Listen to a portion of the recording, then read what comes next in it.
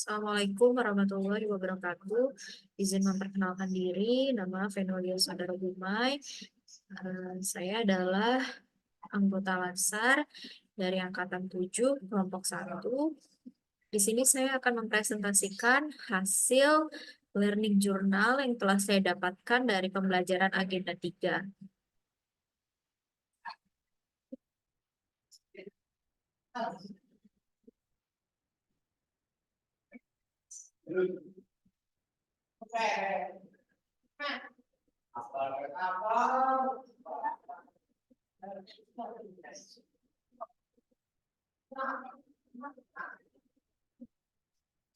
Pada Agenda 3 ini, kita mempelajari tentang Smart ASN dan Manajemen ASN, di mana di dalam Smart ASN ini dibagi lagi menjadi literasi digital, pilar literasi digital, dan implementasi literasi digital serta implikasinya.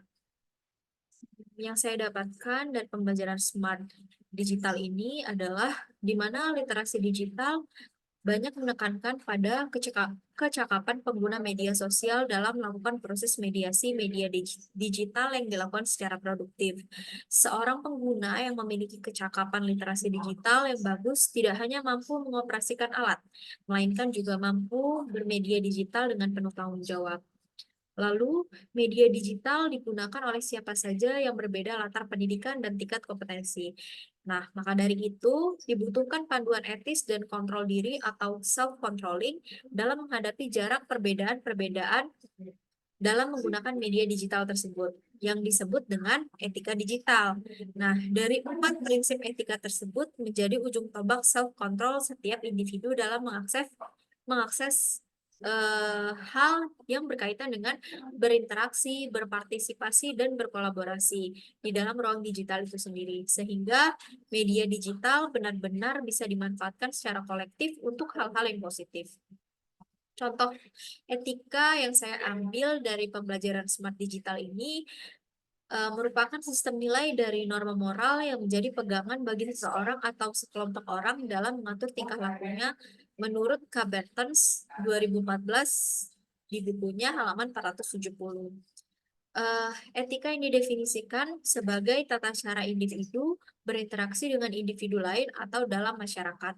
Jadi etika berlaku jika individu berinteraksi atau berkomunikasi dengan orang lain. Sementara etika berlaku meskipun individu itu sendirian.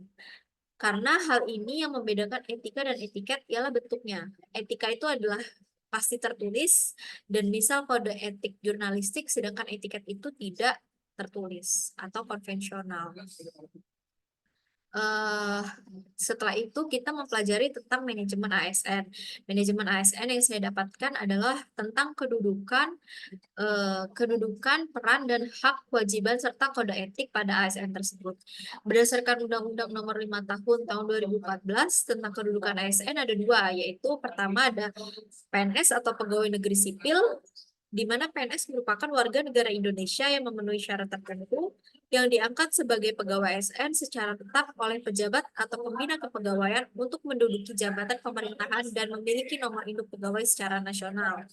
Lalu ada P3K, di mana P3K adalah warga negara Indonesia yang memenuhi syarat tertentu yang diangkat berdasarkan perjanjian kerja untuk jangka waktu tertentu dalam rangka melaksanakan tugas pemerintahan sesuai dengan kebutuhan hak instansi pemerintah dan ketentuan perundang-undangan.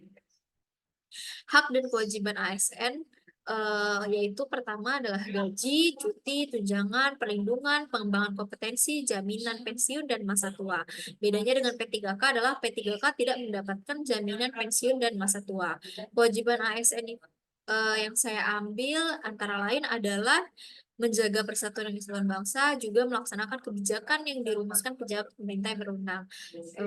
Setelah itu adalah kode etik ASN. Yang pertama, melaksanakan tugasnya dengan jujur, bertanggung jawab, dan berintegritas tinggi. Kedua, melaksanakan tugasnya dengan cermat dan disiplin. Ketiga, melayani dengan sikap hormat, sopan, dan tanpa tekanan. Dan yang terakhir adalah melaksanakan tugas sesuai dengan pemerintah atasan atau sejauh tidak bertentangan dengan ketentuan peraturan perundang-undangan dan etika pemerintahan. Sekian learning journal yang saya dapatkan dari pembelajaran agenda 3. Jika ada salah kata mohon dimaafkan.